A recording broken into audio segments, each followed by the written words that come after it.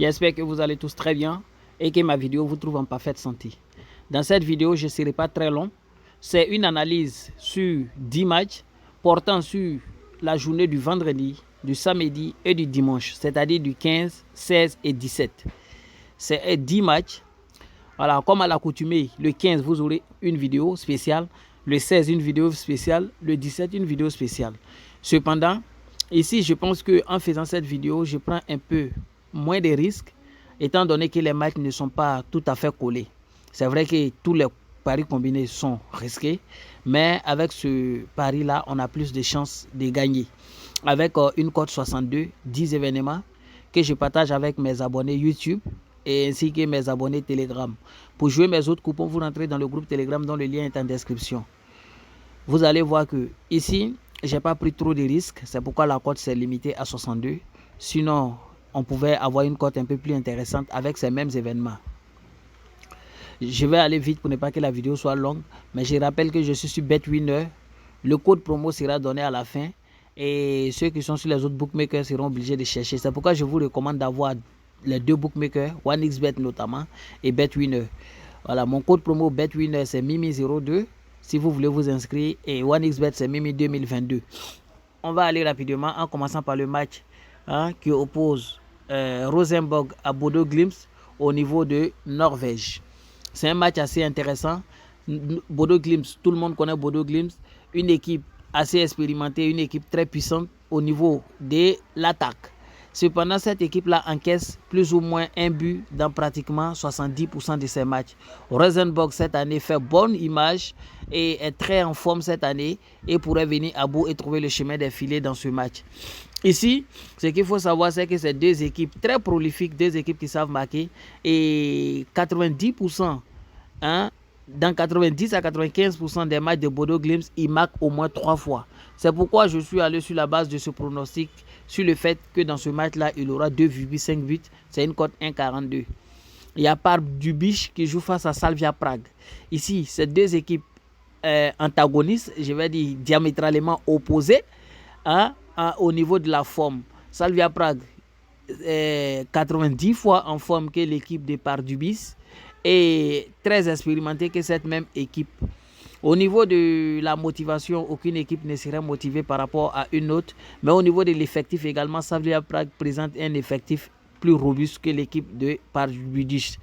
Et les deux équipes se sont confrontées plusieurs fois. Vous constaterez que l'équipe de Slavia Prague les a tout simplement matés dans 5 des 6 dernières rencontres, avec dans chaque match au minimum 2 buts, notamment dans le dernier. Sinon, c'est 3, 4, 5, 0 dans l'ensemble des matchs. Je suis allé sur la base du fait que l'histoire a tendance à se répéter en donnant Slavia Prague gagne le match et 2 buts dans le match. Il y a Galatasaray qui joue face à Samsun Sport. Ici aussi, c'est la même chose comme le match de Slavia Prague, c'est la même analyse. Vous verrez que dans ce match-là, Galatasaray n'a jamais perdu face à l'équipe de Samsun Sport. Ils n'ont jamais perdu, ou bien c'est une fois seulement une défaite, voilà une défaite. Mais vous constaterez que dans l'ensemble des matchs, il n'y a pas moins de 4 buts. Dans leur confrontation directe, c'est généralement 4, 5, 6 buts. Et vu l'état de forme actuel de Galatasaray, c'est simplement Galatasaray gagne le match et 2 buts dans le match. Il y a Sturm Graz qui joue face à Red Bull Salzbourg. Ici, c'est au niveau de l'Autriche. Deux équipes assez expérimentées qui se connaissent, qui quand ils se croisent, il y a pas mal de buts, Quand ils se croisent, les deux équipes marquent généralement. Et actuellement, Sturm Graz, c'est vrai que ça a été très difficile pour eux face à PSV Eindhoven dans les qualifications pour l'Europe. Mais cette équipe de Sturm Graz reste quand même très expérimentée. Red Bulls, quant à eux, une équipe super puissante dans cette compétition qui, depuis un bon moment, est devenue simplement une machine à but qui, dans l'ensemble de ces matchs, marque généralement 3-4 depuis le début de la saison. Les deux sont à la quête de la première place et dans ce match, ça sera un VV8, c'est-à-dire les deux équipes vont marquer, une équipe finira par gagner. D'où le choix de donner dans ce match-là, au moins une équipe marque 2 fois dans ce match. Et il y a Bayern Munich qui joue face à Bayer Leverkusen. Ici, les deux équipes là se sont confrontées plusieurs fois, notamment en Bundesliga. Et dans le style de jeu cette année, on constate que Bayer Leverkusen est super en forme et super dynamique et motivé. De même que l'équipe de Bayern, depuis l'arrivée d'Henry Kane, l'attaque est devenue un peu stabilisée. Les deux équipes marquent beaucoup. Lors des 4 derniers matchs, n'est-ce pas, je vais dire des 4 premières journées, Bayer Leverkusen a pu marquer dans la première journée 3 face à Leipzig, 3 face à Mönchengladbach lors de la deuxième journée, 5 face à Darmstadt lors de la troisième journée, et lors du dernier match, ils ont gagné l'équipe de c'était un match de coupe, non, match amical, autant pour moi, face à Alemannia, ils ont gagné encore 4-2. Ça prouve simplement que cette année, l'équipe est très dynamisée au niveau de l'attaque. Bayern également, c'est vrai que le match d'ouverture n'a pas été assez bon face à Leipzig, où ils ont perdu 3-0. Cependant, avant, au match amical, ils avaient gagné 4-2 face à Monaco, 4-0 Werder de Brême, 3 face à Wolfsburg, et puis 2-1 face à Mönchengladbach. Connaissant, n'est-ce pas, l'état de forme des deux équipes, je sais que les deux équipes vont marquer, mais les deux finiront par trouver le chemin des filets. C'est pourquoi il a dit simplement que dans ce match, il aura plus de 2,5 buts, c'est-à-dire au moins D1 ou bien 3-1, c'est-à-dire les deux marques et plus de 2,5 buts dans le match. Twente Ajax. Ici également, Ajax n'est pas dans la meilleure de sa forme. Et en plus, l'attaque de Twente est super puissante cette année. Très très puissante d'ailleurs. Et cette équipe-là fait feu cette année face à une équipe malade d'Ajax. Je pense simplement que les deux vont marquer. Est un caviar, est un cadeau. Voilà, d'où ce choix. Adana qui joue face à Pendik Sport.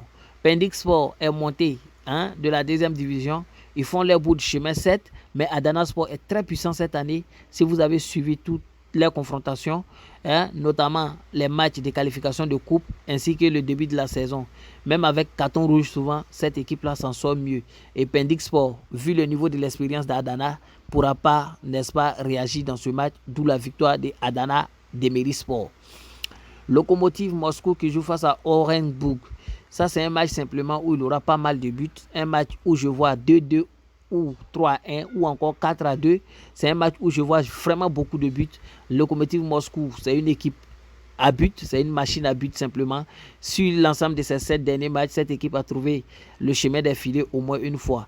Quand vous prenez Orenburg également, sur ces 6 derniers matchs, vous constaterez que ils ont marqué sur 5 des 7 derniers matchs également. Et généralement, les deux équipes, ils se croisent. Ce n'est pas la première fois qu'ils se rencontrent. Ils se sont rencontrés plusieurs fois. Et vous allez constater que quand ils se croisent, il y a beaucoup de buts dans les matchs. Il y a beaucoup de buts. Généralement, les deux marquent et puis une équipe gagne. C'est pourquoi je suis allé sur la base du fait que l'histoire se répète et a tendance à se répéter. Ici, plus de 2,5 buts, sauf en cas de malchance.